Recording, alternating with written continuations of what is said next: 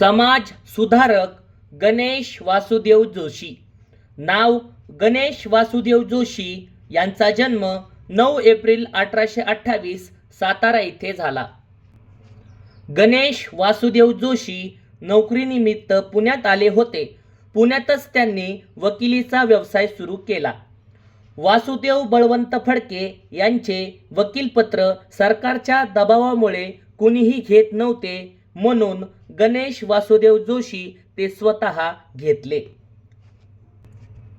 भारतात राष्ट्रीय सभेच्या स्थापनेपूर्वी पुणे येथे सनदशीर मार्गाने कार्य करणारी सार्वजनिक सभा औंधचे श्रीमती श्रीनिवासराव पंत प्रतिनिधी यांच्या अध्यक्षतेखाली 2 एप्रिल 1870 रोजी स्थापन करण्यात आली. सार्वजनिक सभा गणेश वासुदेव जोशी यांची पत्नी सरस्वतीबाई जोशी यांनी 1871 साली स्त्री विचारवंती ही संस्था स्थापन केली. गणेश वासुदेव जोशी यांनी 1877 साली भरलेल्या राजदरबारात उपस्थित होते. ते डिक्लरेशन ऑफ राईट या मानपत्राचे वाचन केले. गणेश वासुदेव जोशी यांनी सभेमार्फत जनतेच्या अडचणी समजावून घेऊन त्या सरकारपर्यंत पोहोचवण्याचे कार्य गणेश वासुदेव जोशी यांनी केले.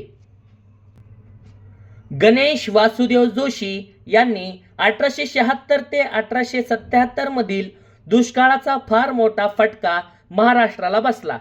त्यावेळी शेतकऱ्यांना सरकारकडून मदत मिळवून गणेश वासुदेव जोशी यांनी दिली.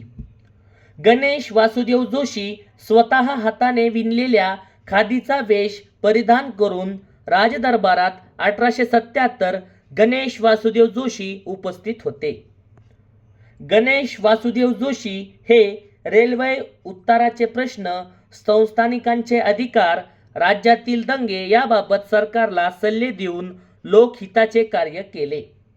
गणेश वासुदेव जोशी यांनी स्वदेशी व्यापार उत्तेजक मंडळाची स्थापना केली. गणेश वासुदेव जोशी मृत्यू 25 जुलै 1880.